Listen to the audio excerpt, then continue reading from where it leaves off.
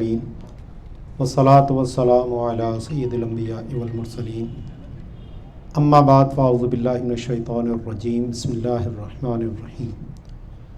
پچھلے درس میں ہم نے زکوٰۃ کی تعریف، اس کا شرائط، اس کے اسباب، اس کے اوپر تفصیلی جو پوری فصل تھی وہ ہم نے پڑھ لی ہے۔ اب آگے باب الصائمہ ہے، یعنی وہ جانور جو چرائی کے لیے رکھے جاتے ہوں تو ان پر زکوٰۃ کا کیا نصاب ہے۔ تو اس پہ مختصر آپ کے سامنے کچھ جو مسائل ہیں ضروری وہ عرض کر دیتا ہوں، پھر آگے انشاءاللہ ہم باب الزکوٰۃ الاموال کی طرف جائیں گے۔ تو صائمہ اس جانور کو کہتے ہیں کہ جو افزائش نسل کے لیے، فربا کرنے کے لیے، بڑھوتی کے لیے پالے جاتے ہوں اور سال کا اکثر حصہ وہ مباح گھاس چر کر گزارتے ہوں، یعنی جنگل یا وادیوں کے اندر جو چرواہے جا کر اپنے جانوروں کو چراتے تھے، تو اس گھاس پر اگر ان کا گزارا ہے تو ان کے اوپر زکوٰۃ ہوتی ہے۔ اگر جیسے ہمارے یہاں باڑے میں رکھ کر بھینس پالتے ہیں دودھ لینے کے لیے اور اس کو چارہ اپنے پاس سے دیتے ہیں، تو ان کے اوپر وہ صائمہ کا اطلاق نہیں ہوتا، ان پہ وہ زکوٰۃ لازم نہیں آئے گی۔ ہاں جو وہ دودھ کی آمدنی ہوگی اور وہ پھر جو دیگر اموال کا جس طرح حکم ہے سونا چاندی کا، اس طرح اس کا بھی حکم ہوگا کہ اگر آ کر خرچ ہو گئے تو کچھ بھی نہیں ہے، اور اگر وہ بچت ہوئی اور نصاب کی حد تک بچا تو پھر اس کے اوپر زکوٰۃ لازم آئے گی۔ تو اس میں 3 قسم کے جو جانور ہیں ان پر زکوٰۃ ہوتی ہے: اونٹ، گائے اور بکری۔ گائے میں بھینس بھی آ گئی ہے اور بکری میں بھیڑ اور دمبا، یہ بھی اسی کے ساتھ شامل ہے۔ باقی اس کے علاوہ جو جانور ہوں، گھوڑے ہیں یا گدھے ہیں یا اور کوئی جانور افزائش نسل کے لیے پالے جائیں، تو ان میں اگر تجارت کی نیت ہوگی تو وہ مال تجارت ہو جائیں گے، اور اگر تجارت کی نیت نہیں ہے، صرف افزائش نسل ہو مقصود، تو پھر ان پہ بھی زکوٰۃ لازم نہیں آتی۔ اسی طرح وہ جانور کہ جو جنگل کی گھاس تو چرتے ہیں لیکن اس سے مقصود افزائش نسل نہ ہو بلکہ کوئی اور کام ہو، جیسا کہ بار برداری کے لیے استعمال کر رہے ہیں وہ جانور، یا کھیتی باڑی کے لیے، کھیتوں میں ہل چلانے کے لیے اس کو استعمال کر رہے ہیں، یا خود اپنے گھر کے کھانے کے لیے، گوشت کھانے کے لیے اس کو جنگل میں چرتے ہیں کہ جی یہ جانور کاٹ کر گھر میں استعمال کیے جائیں گے، تو ان کے اوپر بھی کوئی زکوٰۃ لازم نہیں آتی۔ اب اس کا جو نصاب ہے، اونٹ کے اندر اگر 5 اونٹ کم از کم ہوں تو زکوٰۃ آتی ہے، تو 5 پر 1، پھر 10 اگر اونٹ ہو جائیں تو اس پہ 2 بکریاں، 15 ہو جائیں تو 3، 20 ہو جائیں تو 4، اور 25 تک یہی معاملہ ہے۔ ان کے درمیان کے جو جانور ہیں وہ عف کہلاتے ہیں، یعنی 5 سے لے کر 9 تک ایک ہی بکری ہے، اسی طرح 10 سے لے کر 14 تک ایک ہی 2 بکریاں ہیں، پھر 15 سے لے کر 19 تک 3 بکریاں ہیں۔ تو یہ درمیان کے جو جانور ہوتے ہیں وہ عف کے اندر آ جاتے ہیں۔ پھر اس کے بعد اگر 25 ہو جائیں تو اس کے اندر جو ہے پھر ایک اونٹنی 1 سال کی، جس کو بنت مخاط کہتے ہیں، اور یہ پھر چلے گا معاملہ 36 تک، یعنی 35 تک تو یہی لازم ہے، پھر جیسے ہی 36 اونٹ ہو جائیں گے تو پھر ایک اونٹنی لازم آئے گی 2 سالہ، جس کو بنت لبون کہتے ہیں، اور اسی طرح جب 46 ہو جائیں گے تو اس میں ایک حقہ یعنی 3 سالہ اونٹنی لازم آئے گی، اور 60 تک یہی رہے گا معاملہ. پھر 61 پہ ایک جزا لازم آئے گا یعنی 5 سالہ اونٹنی.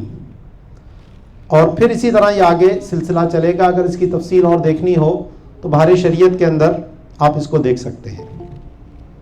دوسرا گائے کے اندر تو جب تک 30 گائے نہ ہو اس وقت تک ان پہ کوئی زکوٰۃ لازم نہیں آتی. اگر 30 گائے ہو گئیں تو پھر اس کے اوپر جو ہے وہ ایک طبیعہ یعنی 1 سالہ بچڑا یا بچڑی وہ لازم آئے گی. اور 30 سے لے کر 39 تک یہ ایک ہی ہے.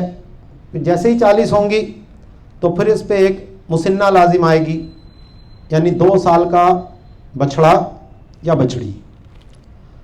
اور پھر 60 تک یہی ہے. جب 60 ہو جائیں تو پھر اس کے اوپر جو ہے 2 طبیعے لازم آ جائیں گے یعنی 1 سال کے 2 بچڑے یا 2 بچڑیاں.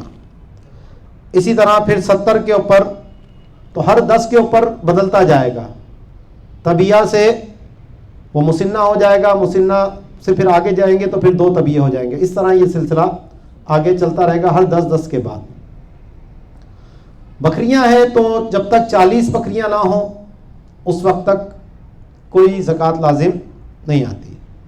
40 سے لے کر 120 تک یہ ایک ہی بکری دینی ہے. پھر 121 اگر ہو گئی تو پھر 2 بکریاں دینی ہوں گی. یہ 200 تک یہی چلے گا معاملہ. پھر 201 ہو گئی تو 3 بکریاں ہو جائیں گی. اور یہ 400 تک سلسلہ جائے گا. جیسے ہی 400 بکریاں ہوں گی تو پھر 4 بکریاں لازم آ جائیں گی. اور پھر ہر 100 کے اوپر ایک بکری بڑھتی جائے گی.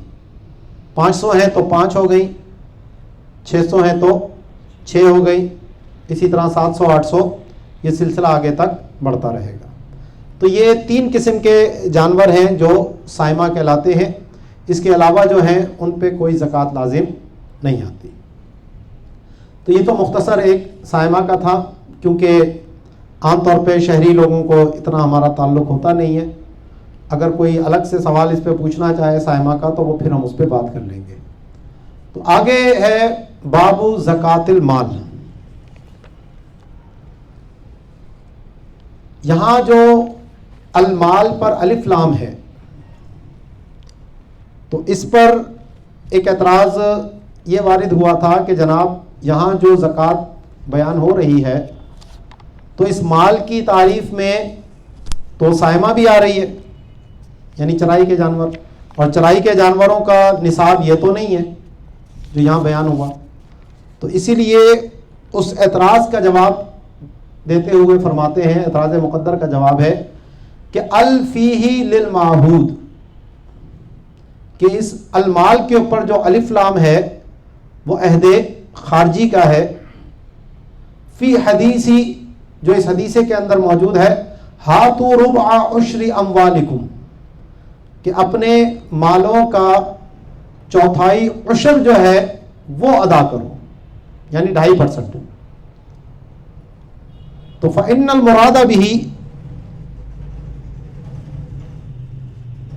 غیر الصائمۃ لأن زکاتها غیر مقدرۃ به.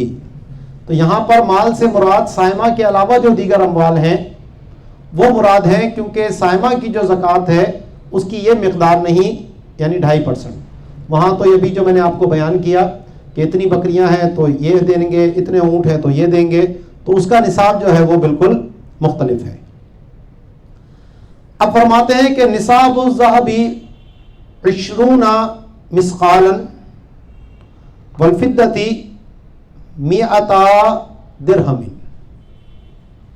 سونے کا جو نصاب ہے وہ 20 مثقال سونا ہے, اور جو چاندی کا نصاب ہے وہ 200 درہم چاندی ہے.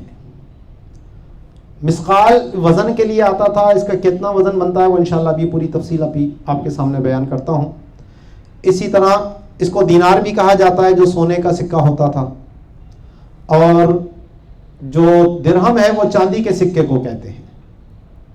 تو اس کا بھی مخصوص وزن ہوتا تھا. تو اس میں اب ظاہر ہے کہ آج کے دور میں سونا چاندی کے سکے تو ہیں نہیں، تو آج کے حساب سے ہم اس کا وزن کیسے نکالیں گے، کتنا وزن بنے گا؟ تو اس کا ایک پیمانہ یہاں انہوں نے بتایا کہ کل عشرتی دراہم وزن سبعۃ مساقیل، کہ 10 درہم کا وزن 7 مسقال کے برابر ہوگا. 10 درہم کا وزن 7 مسقال کے برابر ہوگا. وجہ اس کی یہ ہے کہ حضرت عمر رضی اللہ تعالیٰ عنہ کے دور میں مختلف قسم کے درہم استعمال ہوتے تھے. 3 قسم کے درہم تھے. اس میں سے ایک جو تھا وہ 10 درہم 10 مسقال کے برابر ہوتے تھے، یعنی 1 مسقال کا 1 درہم ہوتا تھا. دوسرا جو تھا کہ وہ 10 درہموں کا وزن 6 مسقال ہوتا تھا. اور جو تیسرا قسم کا درہم حضرت عمر کے دور میں تھا وہ 10 درہم کے 5 مسقال ہوتے تھے، یعنی پہلے درہم سے بالکل آدھے وزن کا تھا وہ. تو حضرت عمر نے تینوں کو جمع کیا.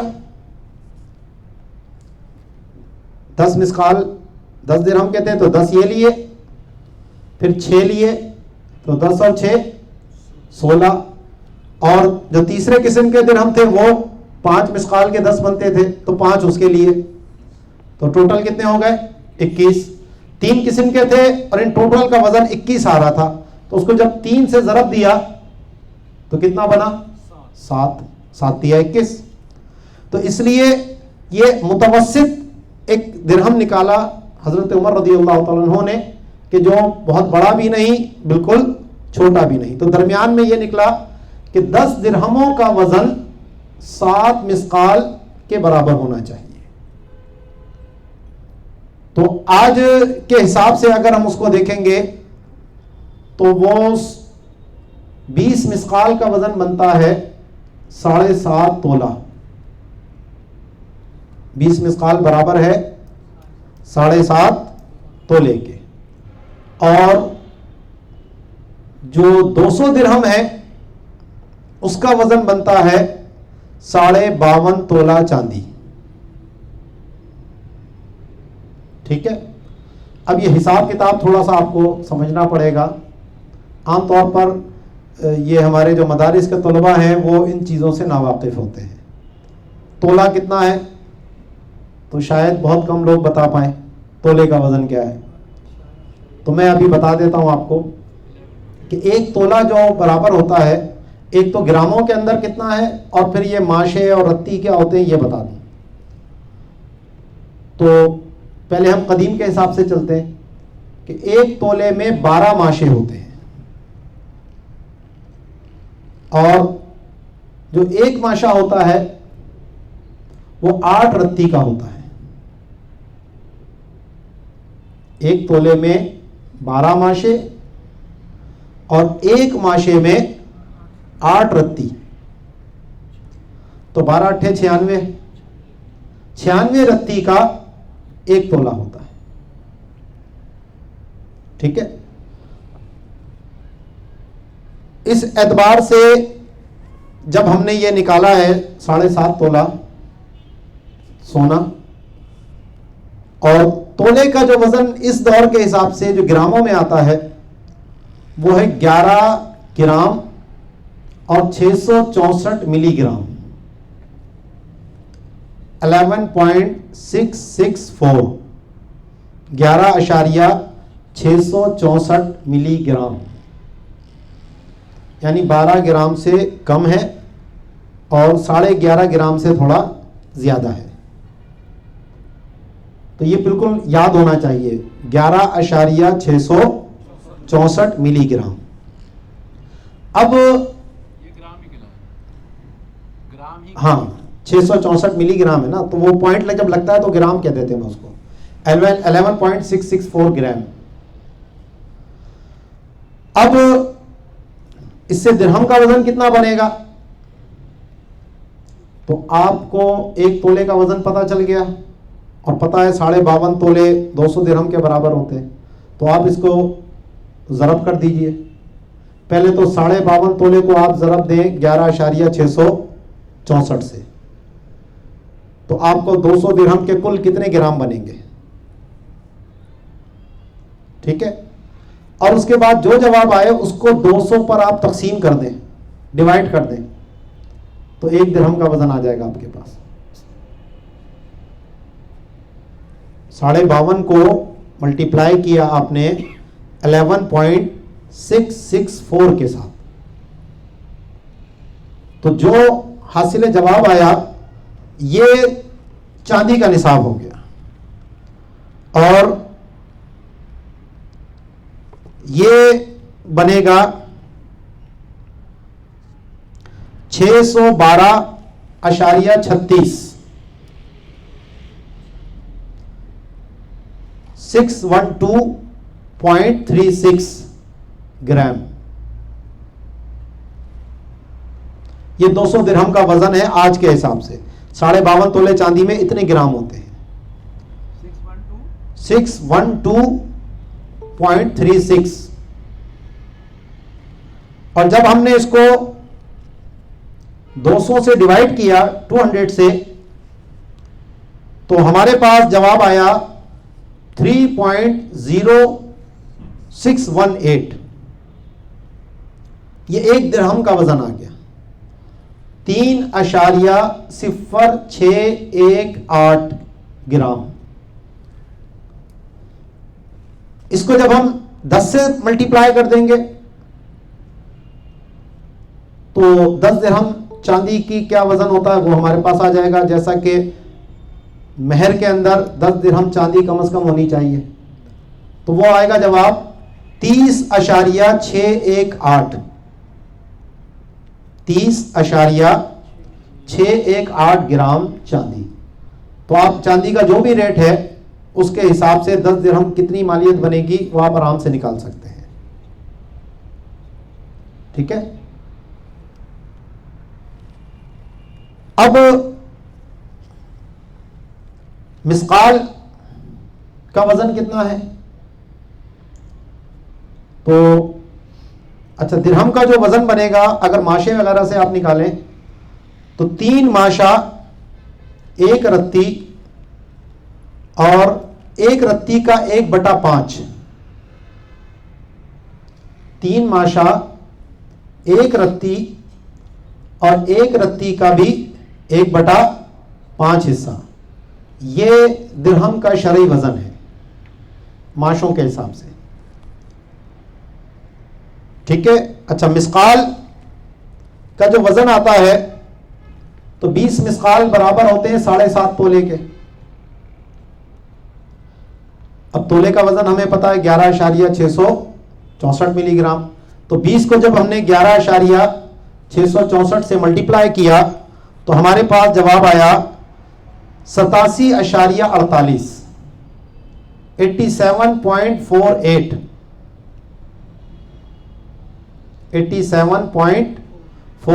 گرام.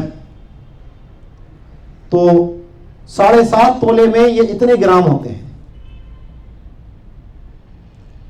یعنی 20 مسقال برابر ہے اتنے گرام ہوں گے.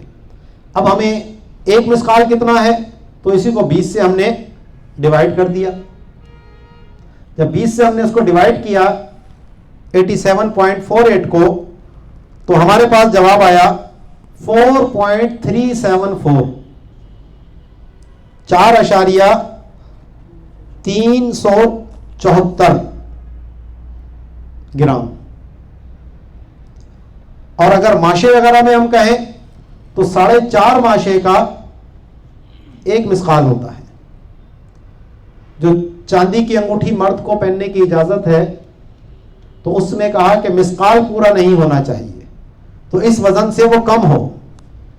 4.374 سے وہ کم وزن کا انگوٹھی مرد کے لیے پہننا چاندی کی وہ جائز ہے. ٹھیک ہے جی, اتنی بات سمجھ میں آ گئی ہے.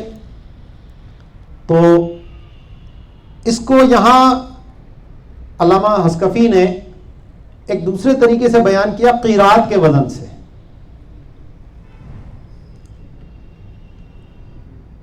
تو فرماتے ہیں وَالدِّینَارُ 20 قیراتا، دینار میں 20 قیرات ہوتے ہیں. وَالدِّرْہَمُ 14 قیراتا، اور ایک درہم میں 14 قیرات ہوتے ہیں. ایک درہم میں 14 قیرات ہوتے ہیں. والقیرات 5 شعیرات، اور ایک قیرات میں 5 جو کے دانے ہوتے ہیں. فَيَكُونُ الدِّرْہَمُ الشَّرْعِيُّ 70 شعیرۃ، تو جب ہم نے 14 کو 7 سے ضرب کیا تو 14 پنجے 70، ٹھیک ہے نا.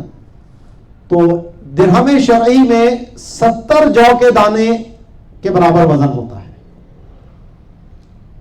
والمثقال 100 شعیرۃ، اور جو مثقال ہے دینار کا جو وزن ہے اس میں 100 جو کے دانے ہوتے ہیں.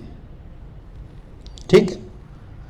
تو اب یہاں میں نے اس کو نکال کے رکھا، تو قیرات میں 5 جو کے دانے ہیں اور اس میں چھلکا سمیت لیں گے، لیکن دم اس کی کٹی ہوئی ہو، جو اوپر کا چھلکا ہوتا ہے جو کے اوپر، وہ چھلکا سمیت اس کا وزن لیا جائے گا. اور جو کا دانہ ہوتا ہے وہ 3 چاول کے دانوں کے برابر ہوتا ہے، جو درمیانے چاول کا دانہ ہے. اور ایک چاول کا دانہ 2 جنگلی رائی کے دانے کے برابر ہوتے ہیں. یہ سارے حساب کتاب آپ بیٹھ کے، ترازو اگر آپ کے پاس ہیں تو اس کو بیٹھ کر آپ تول سکتے ہیں. تو دینار میں 20 قیرات ہوئے، ایک دینار میں 20 قیرات ہو گئے، اور وہ 20 قیرات برابر ہو گئے 100 جو کے دانوں کے. اس کو اگر ہم رتی سے نکالیں گے تو 36 رتی بنے گی. کتنے؟ 36 رتی. اور میں نے آپ کو بھی بتایا تھا کہ ایک ماشے میں کتنے رتی ہوتی ہے؟ 8. تو 8 8 8 8 32 رتیوں کے کتنے ہو گئے؟ 4 ماشے، اور 4 رتی کا ہو گیا آدھا ماشا. تو وہی میں نے ابھی آپ کے سامنے دینار کا وزن کتنا بتایا تھا؟ 4.5 ماشے. تو اس طرح بھی اگر آپ جائیں گے تو وزن وہی نکلے گا، کوئی فرق نہیں پڑے گا. اچھا، یہ اگر آپ نے اس بات کو یہاں سمجھ لیا نا، تو آگے جب ہم صدقہ فطر پہ جائیں گے تو وہاں سا کا جو وزن نکلے گا تو اس میں بھی اسی چیز کو بنیاد بنایا جائے گا کہ دینار کا وزن کتنا ہوتا ہے اور درہم کا وزن کتنا ہوتا ہے. اسی کے مطابق پھر آگے سا کا وزن جو ہے وہ نکالا جائے گا.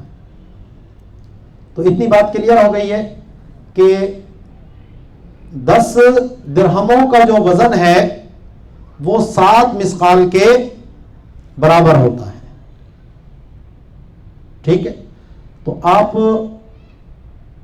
10 اور 7 کی نسبت ہوتی ہے، تو آپ 200 درہم کا وزن نکالیں تب بھی اتنا ہی بنے گا، اور اگر مثقال کے ذریعے آپ جانا چاہیں گے تو بھی اتنا ہی وزن نکل کے آئے گا. یہ آپ کیلکولیٹ کر لیں، انشاءاللہ بالکل ایکوریٹ وزن آئے گا، کوئی اس میں کبھی فرق نہیں ہوگا. تو فرماتے ہیں کہ مثقال جو ہے فَهُوَ دِرْهَمٌ وَثَلَاثُ أَصْبَاعِ دِرْهَمٍ، تو جو دینار ہوتا ہے وہ درہم سے وزن میں زیادہ ہوتا ہے. ایک درہم اور درہم کے اگر 7 حصے کیے جائیں تو اس میں سے 3 حصے یعنی 3/7، ایک درہم اور دوسرے درہم کے 3/7 لیے جائیں تو یہ ایک دینار کا وزن ہمارے پاس آ جاتا ہے.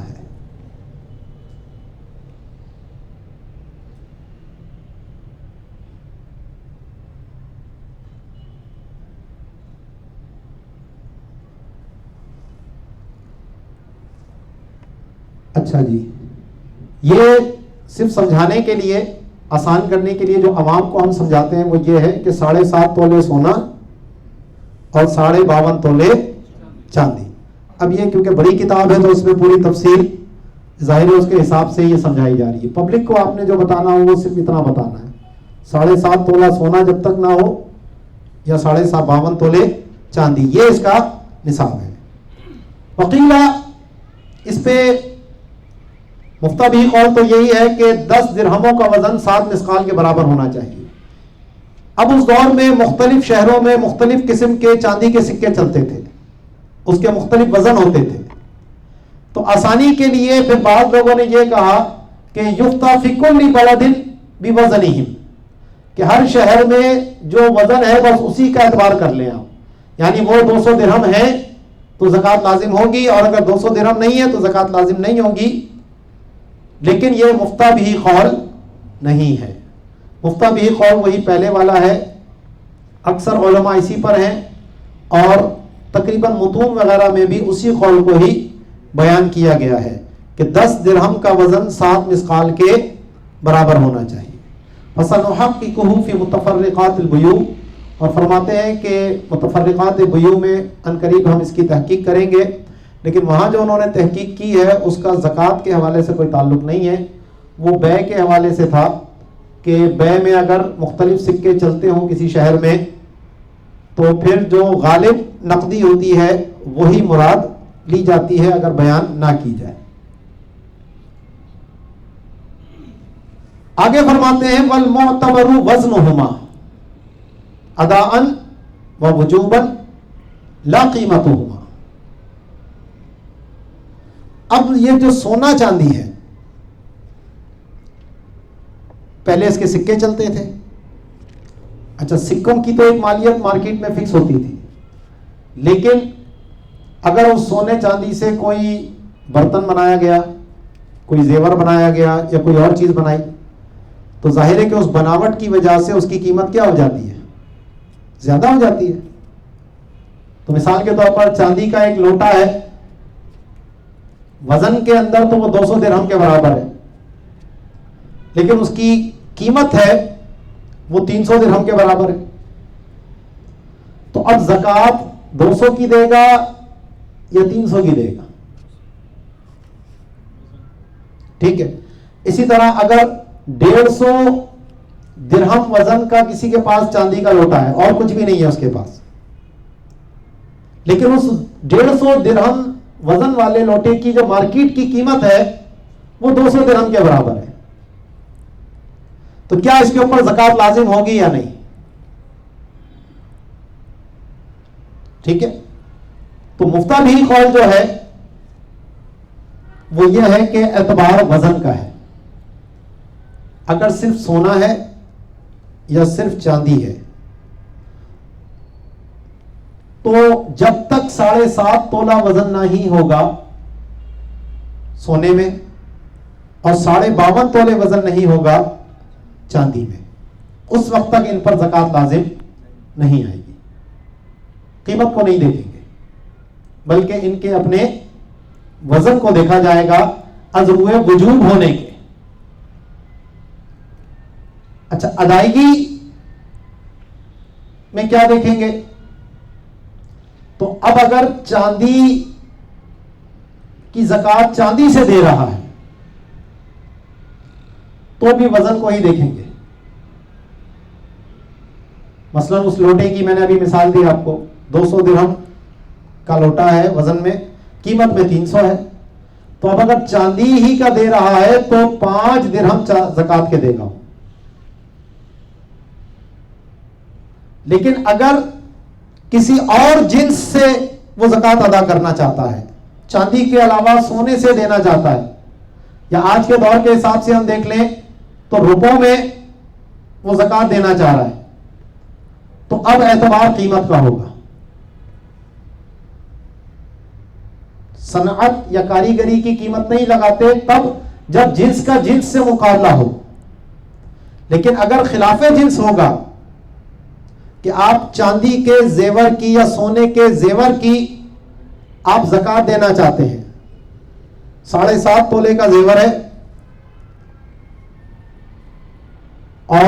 قیمت کے اعتبار سے وہ 9 تولے کے برابر بنتا ہے. مثال کے طور پر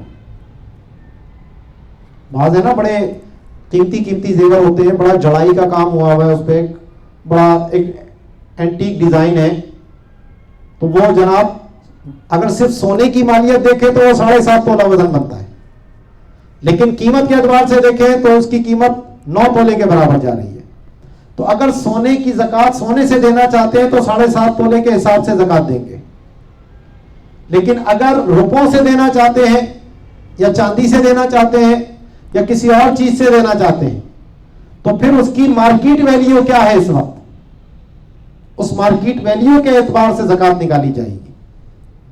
یہ دماغ میں رکھیے گا کہ جہاں وزن کی ہم بات کرتے ہیں وہ تب ہے کہ جب جنس اسی جنس سے دیا جائے, اور اگر اس جنس سے ہٹا کر دیتے ہیں تو پھر ایسی صورت میں قیمت کا اعتبار ہوتا ہے. آج کل سزا اگر زیور بیچنے جائیں تو عام طور پر وہ کاریگری کے پیسے نہیں دیتے, وہ تو اس میں جو زیور ہے اس کے اندر سے بھی کچھ نہ کچھ وہ ہمارے اس طرح کے زیور ہوتے ہیں نا, لیکن جو اینٹیک اور ذرا کچھ قیمتی وہ ہوتے ہیں کم ہی ہوتے ہیں, وہ ہوتے ہیں نا پھر بھی بہرحال, تو ظاہر ہے جہاں کمی ہوگی وہ اس کی بات کریں گے ہم. تو فرماتے ہیں کہ اعتبار ان دونوں کے وزن کا ہے, ازروع ادا کے بھی اور ازروع وجوب کے بھی. لا قیمتہما, امام ظفر کے نزدیک ان کی قیمت کا اعتبار ہوتا ہے ادائیگی کے معاملے میں, تو اس لیے لا قیمتہما کہہ کر یہ امام ظفر کے قول کا رد کیا ہے. اور امام محمد دیکھتے ہیں انفع للفقراء کہ زیادہ فائدہ فقراء کا کس میں ہے, قیمت لگانے میں زیادہ فائدہ ہے تو وہ کہتے ہیں قیمت لگائی جائے گی, اور کہتے ہیں اگر وزن لگانے سے فقراء کو زیادہ زکوٰۃ مل رہی ہے تو وزن کا اعتبار کریں گے. لیکن جو مفتہ بھی قول ہے وہ یہی پہلا والا ہے کہ وجوب میں بھی وزن کا اعتبار ہے اور ادائیگی میں بھی وزن کا اعتبار ہے. ٹھیک ہے, لیکن اس میں قید کیا ہے کہ جب اسی جنس سے دیا جا رہا ہو اور صرف ایک ہی ہو, یہ نہیں ہے کہ تھوڑی سونا تھوڑا چاندی, کیونکہ آگے آ رہا ہے کہ پھر اگر دونوں کا نصاب مکمل نہیں ہے, کچھ سونا ہے اور کچھ چاندی ہے, تو پھر ان کو دونوں کو ملا کر قیمت کے اعتبار سے دیکھتے ہیں. وہ انشاءاللہ آگے گفتگو آ رہی ہے اس کی. جی, جب مختلف جنس سے ادا کر رہا ہے تو پھر وہ خریدنے والا حساب ہوگا. مارکیٹ ویلیو, اس وقت کی اس کی مارکیٹ ویلیو کیا ہے, خریدا بھلے جتنے کا بھی ہو, اس وقت جس دن اس پہ زکوٰۃ لازم ہوئی ہے, وجوب اس کے ذمے پر آیا ہے, اس دن اس کی مارکیٹ ویلیو کیا تھی, اس کے اعتبار سے قیمت دیکھی جائے گی. آگے فرماتے ہیں واللازم مبتداؤن, یہ مبتدا ہے, آگے اس کی خبر آ رہی ہے کہ ربع عشر زکوٰۃ نکالے گا. فی مضروب کل منہما ومعمولہ ولو تبرا او حلیا مطلقا مباح الاستعمال اولا للتجمل والنفقة لأنهما خلقا اثمانا فيزكيهما كيف كانا وفي عرض تجارة قيمته نصاب الجملة صفة عرض وهو ها هنا ما ليس بنقد. وأما عدم صحة النية في نحو الأرض الخراجية فلقيام المانع كما قدمنا لا لأن الأرض ليست من الأرض فتنبه من ذهب أو ورق أي فضة مضروبة فأفاد أن التقويم إنما يكون من المسكوك عملا بالعرف مقوما بأحدهما إن استويا فلو أحدهما أروج تعين التقويم به ولو بلغ بأحدهما نصابا دون الآخر تعين ما يبلغ به ولو بلغ بأحدهما نصابا وخمسا وبالآخر أقل قومه بالأنفال الفقير سراج ربع عشر خبر قوله اللازم. یہاں تک یہ پورا مکمل جملہ ہوا ہے کہ ربع عشر لازم آئے گا کس صورت میں کہ جو سونا چاندی ہے اس کے کسی کے پاس سکے موجود ہیں مضروب جو ٹکسال میں ڈھال کر پہلے سونے چاندی کے سکے چلتے تھے، تو اگر کسی کے پاس وہ نصاب کی مقدار جو پیچھے گزر گئی 20 مثقال سونا یا 200 درہم چاندی، اگر یہ سکوں کی صورت میں ہے تو ان پہ وہ 2.5% نکالے گا، ربع عشر 2.5%. ومعمولی ہی اسی طرح اگر سونا چاندی کا کوئی زیور بنا ہوا تھا یا کوئی برتن بنا ہوا تھا یا کوئی ڈیکوریشن پیس تھا، تو ان سب کے اوپر بھی زکوٰۃ ہے. سونا چاندی جیسے بھی حالت میں ہو، چاہے زیور کی صورت میں ہو، چاہے آج ہمارے دور میں بسکٹ کی صورت میں ہو، یا کسی نے جو ہے وہ سونے چاندی کے برتن بنا رکھے ہیں یا تلوار چھریاں رکھی ہیں یا اور اس طرح کی جو بھی کوئی بھی کسی بھی حالت میں اگر اس کے پاس سونا چاندی موجود ہے اور وہ نصاب کی حد تک پہنچا ہے اور وہ حاجت اصلیہ سے زائد ہے جو پیچھے ساری شرائط ہماری گزر گئی، ولو تمرن اگرچہ وہ ڈلی کی صورت میں ہو، اور حلیین یا زیور کی صورت میں ہو، مطلقاً کا مطلب یہ ہے کہ چاہے اس کا استعمال شریعت میں جائز ہو، جیسے عورت کے لیے زیورات ہیں، یا استعمال کرنا شریعت میں ان کے لیے جائز نہ ہو، جیسے مرد کے پاس سونے کی انگوٹھی ہے،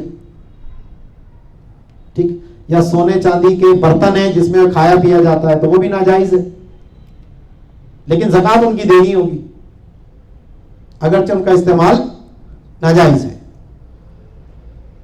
تو مباح استعمال ہو یا نہ ہو، للتجملی ڈیکوریشن پیس کے طور پر رکھے ہوئے ہیں، گھر میں سجانے کے لیے استعمال نہیں کرتے، تو تجمل کے لیے سونا چاندی کا برتن بنا سکتے ہیں جبکہ اس کو استعمال نہ کیا جائے، تو زکوٰۃ اس کی بھی دینی ہوگی. والنفقتی یا اسی طرح آگے مستقبل میں خرچے کے لیے رکھے ہوئے ہیں کہ گھر کے خرچے میں آگے استعمال کیے جائیں گے یہ سونے چاندی کے سکے، تو ان پر بھی زکوٰۃ ہے. ہاں پیچھے میں نے آپ کو بتایا تھا کہ بالفعل جس کی ابھی حاجت ہے تو اس کی ہم کٹوتی کریں گے، جو میں نے تنخواہ دار کی مثال دی تھی کہ تنخواہ ملی اور آج ہی پورا مہینے کی اس کو نکالنا ہے، تو یہ کٹوتی کر دی جائے گی کرنسی سے اس کی. تو دلیل اس کی یہ دے رہے ہیں لِأَنَّهُمَا خُلِقَا أَثْمَانًا، کیونکہ سونا چاندی کی جو تخلیق ہے وہ بطور ثمن کے ہے، تو لہذا یزکیہما، تو ان دونوں کی زکوٰۃ ادا کرے گا کیف کانا، یہ سونا چاندی جس طور پر بھی بندے نے اپنے پاس رکھے ہوئے ہوں. اور اسی حکم میں یہ ثمن اصطلاحی بھی آ رہا ہے، آگے گفتگو اس کی آ رہی ہے. وفی ارضی تجارت، اسی طرح اگر سامان تجارت ہے، سامان تجارت کب بنے گا، اس کی نیت کیسے ہوگی، پچھلے درس میں بتا دیا آپ کو میں نے. قیمتہ نصاب، وہ سامان تجارت جو ہے وہ نصاب کے برابر پہنچتا ہو، چاہے سونے کے نصاب سے پہنچتا ہو یا چاندی کے نصاب سے پہنچتا ہو. آج سونے کی قیمت بہت زیادہ ہے، اگر 7.5 تولے ہم سونے کی قیمت دیکھیں تو وہ جناب تقریباً 8-9 لاکھ روپے کی بنیں گے، 1.25 لاکھ کے قریب تقریباً سونا چل رہا ہے تولا. اور چاندی کے حساب سے دیکھیں تو چاندی جو ہے وہ 1300-1400 روپے تولا چل رہی ہے، تو اس حساب سے تقریباً 70-72 ہزار روپے جو ہے وہ نصاب کے بن جائیں گے. تو اب کس سے حساب لگائیں گے ہم مال تجارت کا، سونے سے یا چاندی سے؟ تو اس کا ضابطہ آگے بیان فرمانے ہیں. پہلے ایک جملہ کہا کہ یہ جو جملہ آگے آ رہا ہے قیمتہ نصاب، یہ جو ہے یہ عرض کی صفت ہے، اور یہاں پر عرض سے مراد وہ ہے جو نقد نہ ہو، یعنی سونا چاندی نہ ہو. جیسے پیچھے بھی میں نے آپ کو بتایا تھا عرض کے بارے میں تفصیل کہ عرض کے مختلف معنی آتے ہیں، لیکن جب یہاں ہم عرض تجارت بولتے ہیں تو مراد ہوتا ہے کہ جو کرنسی کے نقدین کے علاوہ ہو، اس کے ماں سوا ہو. وَأَمَّا عَدْمُ صِحَةٍ نِّيَّةٍ فِي نَحْوِ الْأَرْضِ الْخَرَاجِ، یہ ایک اعتراض کا جواب دے رہے ہیں کہ بعد نے کہا کہ جناب آپ نے عرض کو عام رکھا، حالانکہ جو خراجی زمین ہے اس میں اگر کوئی تجارت کی نیت بھی کرے تو بھی مال تجارت نہیں بنتی وہ.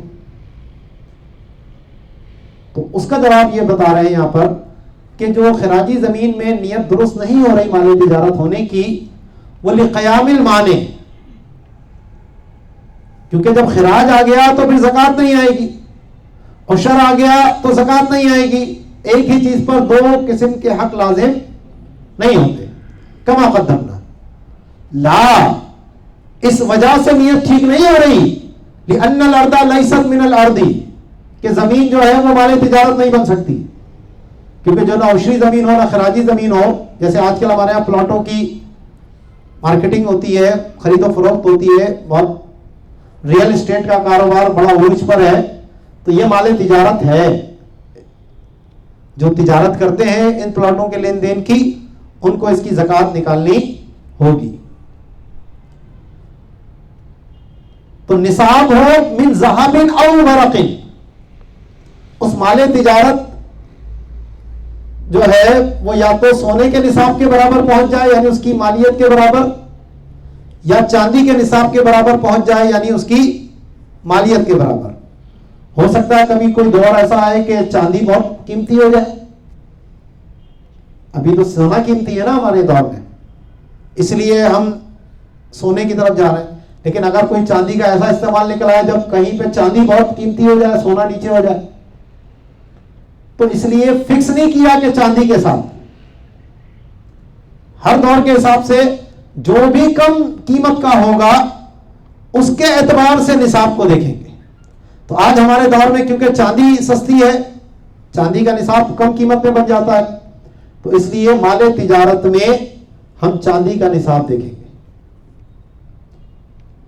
شریعہ اسٹینڈرڈ کے اندر جو آئی او فی کا اسلامک بینکنگ میں ہے، اس میں انہوں نے سونے کا نصاب رکھا ہے. حالانکہ انفع للفقراء کا ضابطہ بالکل واضح ہے کہ جس میں فقراء کا فائدہ ہوتا ہے تو زکوٰۃ کے باب میں اسی قول پر عمل کیا جاتا ہے.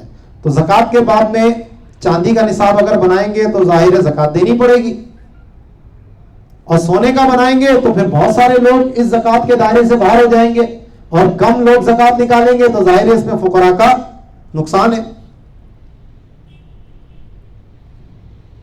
تو ورق کہتے ہیں ای فضۃ مضروبۃ، چاندی کے سکے کو ورق کہا جاتا تھا.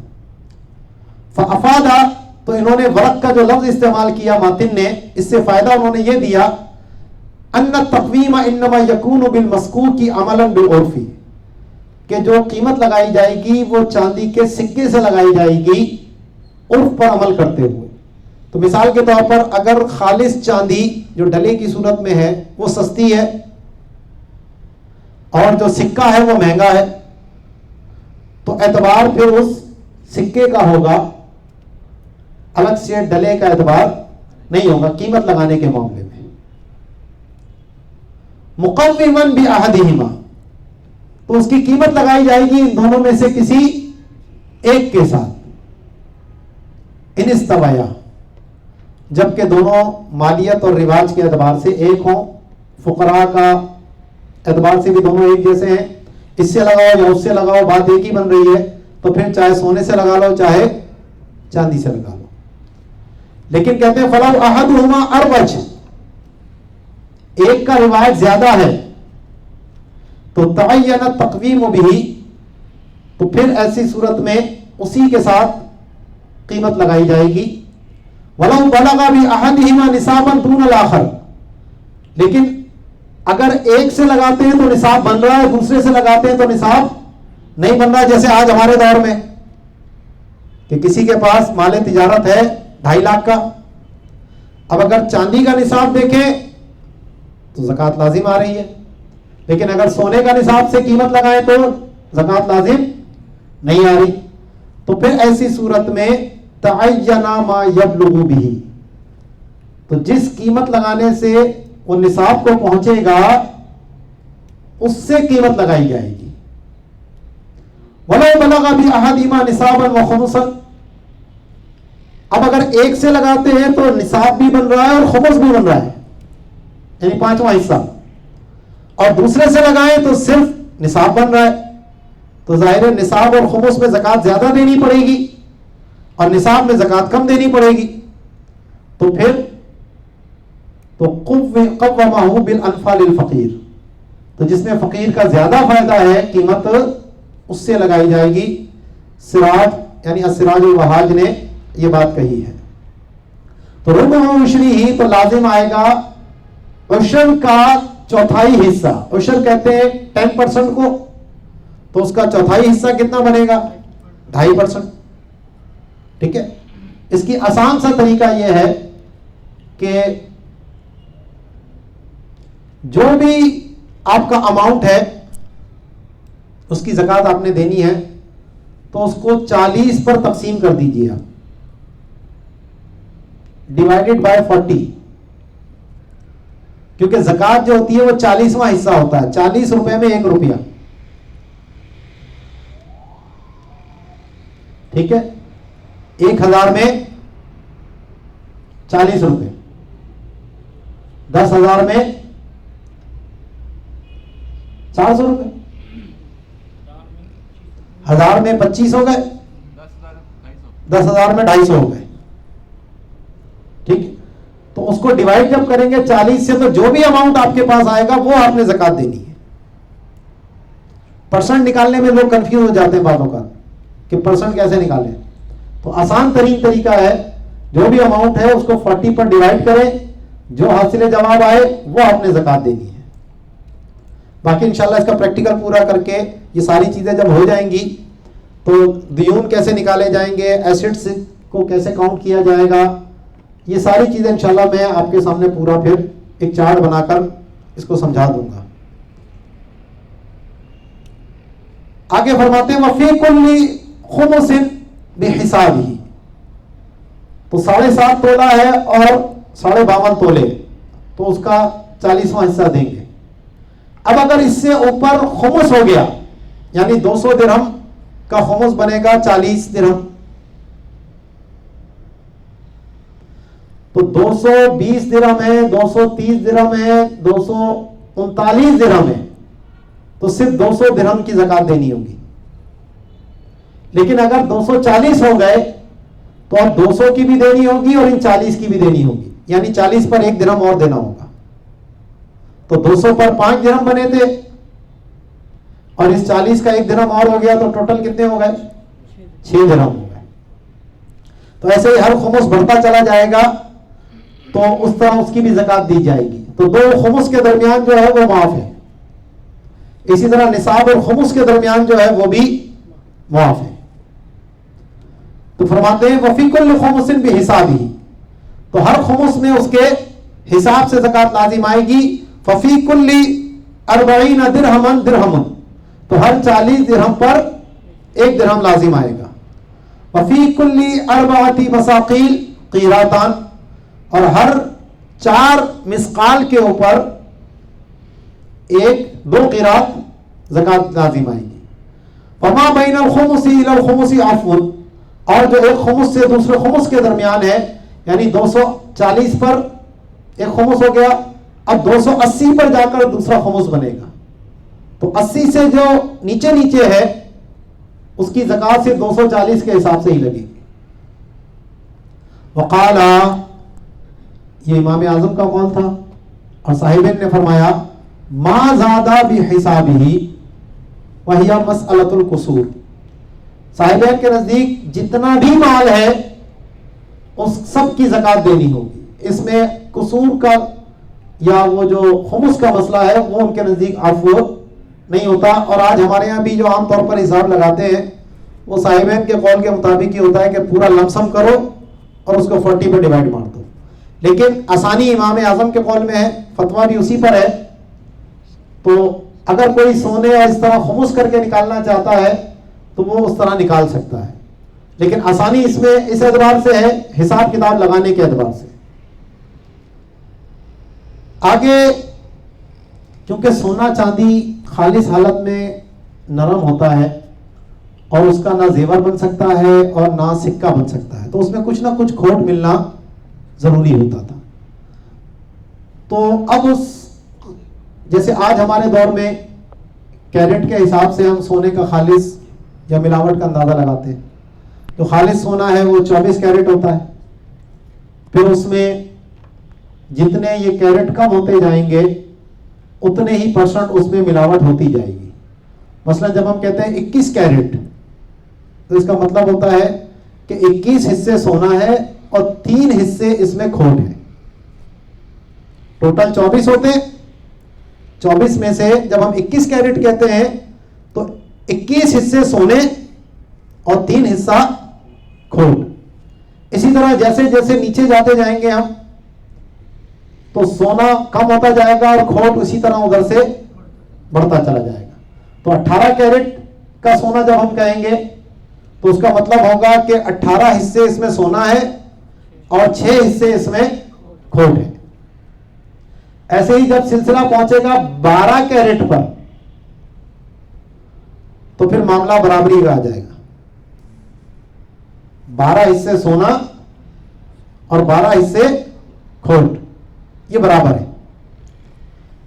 اور نیچے جائیں گے تو کھوٹ زیادہ ہو جائے گا, سونا کم ہو جائے گا.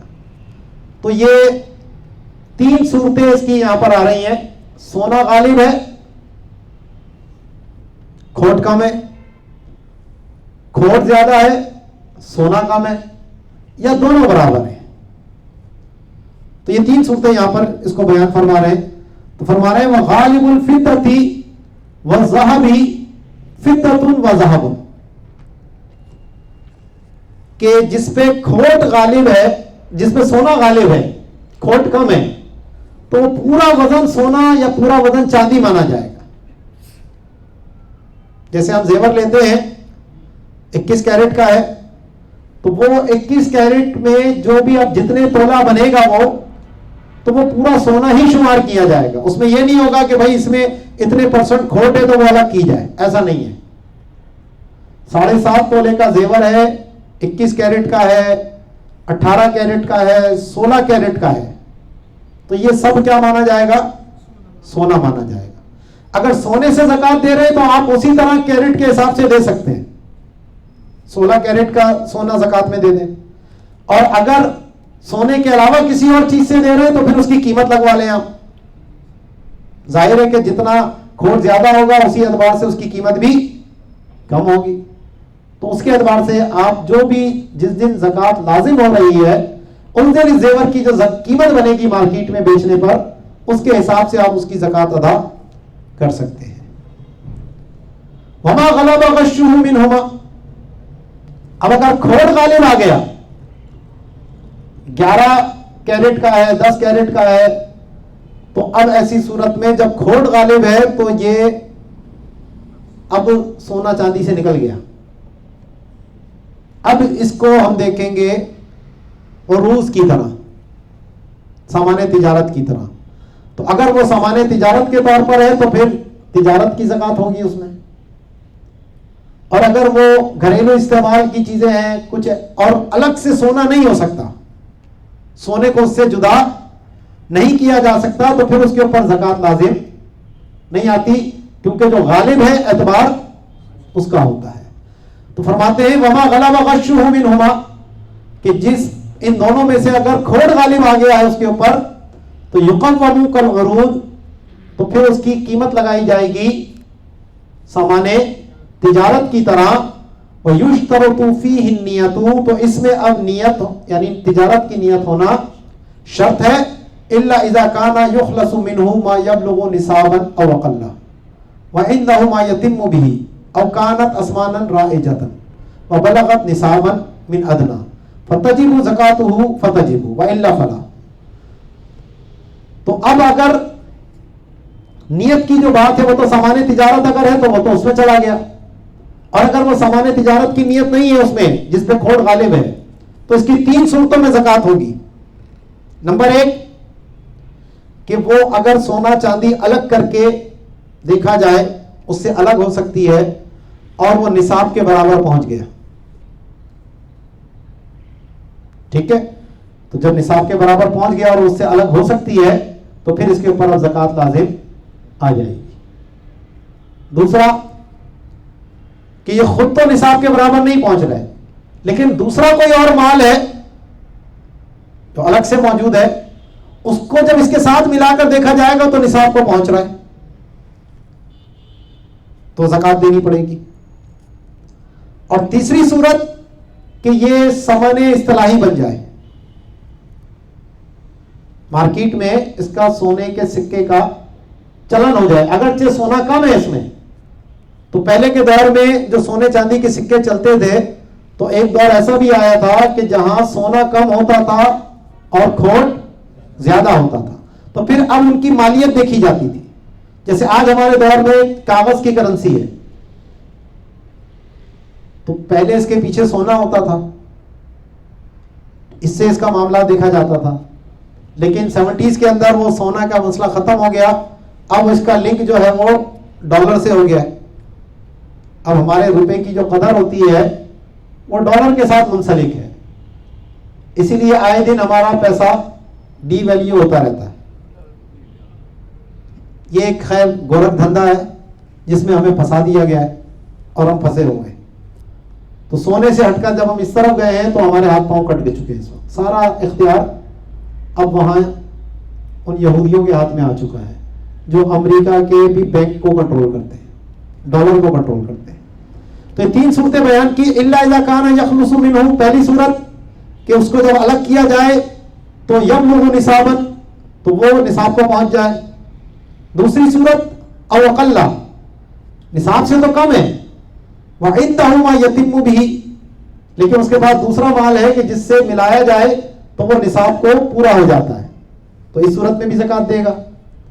اور تیسری صورت او کانت اسمانا رائجتا، کہ بطور سمن کے ان کا رواج ہے، ان کا چلن ہے، وبلغت نصابا من ادنا، اور سونے چاندی کسی بھی ایک سے اس کا نصاب کو وہ پہنچ گیا ہے، تو فقط تجب زکاتہ، تو اس کے اوپر زکوٰۃ لازم ہو رہی ہو، فتجب، لہذا اس میں زکوٰۃ لازم آ جائے گی ان تینوں صورتوں کے اندر۔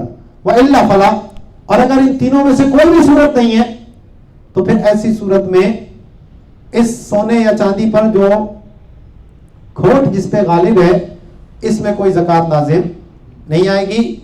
وَاخْتُلِفَ فِي الْغَشِّ الْمُسَاوِي، اچھا دونوں برابر ہیں، سونا بھی اتنا کھوٹ بھی اتنا، تو والمختار لزومها احتیاطا، تو ایسی صورت میں احتیاطاً اس کو سونا یا چاندی مانا جائے گا اور اس کے اندر زکوٰۃ لازم آئے گی۔ خانیہ میں انہوں نے بات کہی، وَلِذَا لَا تُبَاعُ إِلَّا وَزْنًا، اسی وجہ سے جب اس کی سونے کے اس سکے کی سونے کے ساتھ بے ہوگی یا چاندی کے سکے کی چاندی کے ساتھ بے ہوگی تو وزن کے ساتھ تساوی کرنا لازم ہوگا، ورنہ ربا لازم آ جائے گا۔ ٹھیک ہے جی۔ وَأَمَّا الذَّهَبُ الْمَخْلُوطُ بِفِضَّةٍ، اب سونے میں اگر چاندی ملی ہوئی ہے، پہلے تو کھوٹ کی بات تھی، سونے میں چاندی ملائی ہے، تو فَإِنْ غَلَبَ الذَّهَبُ فَذَهَبٌ، تو اگر سونا غالب ہے تو وہ چاندی بھی سونا مانی جائے گی۔ وَإِلَّا، اور اگر سونا غالب نہیں ہے تو فَإِنْ بَلَغَ الذَّهَبُ وَالْفِضَّةُ نِصَابَهُ وَجَبَتْ، تو اگر خالص سونا یا چاندی کے نصاب کو وہ پہنچ رہے ہیں تو اس میں پھر اسی کی زکوٰۃ لازم ہوئے گی۔ سونے کے برابر پہنچ رہا ہے نصاب تو سونے کی، اور چاندی کے برابر پہنچ رہا ہے تو چاندی کی۔ ٹھیک ہے جی۔ باقی یہ سکوں کی بحث یہاں پر، وزن کی بحث یہاں مکمل ہو گئی۔ آگے انشاءاللہ اگلی بحث ہے اس کو ہم پرسوں کریں گے، کیونکہ کل دارالعلوم نعیمیہ میں دستار بندی کا پروگرام ہے، تو وہاں آپ تمام حضرات کو شرکت کی دعوت بھی دیتا ہوں میں، ضرور آئیے گا۔ ہماری بہت عظیم دینی درسگاہ ہے اور الحمدللہ 12-13 سال سے میں اسی ادارے سے منسلک ہوں، تو اس لیے وہاں میرا جانا وہ ضروری ہے۔ وما علینا الا البلاغ المبین۔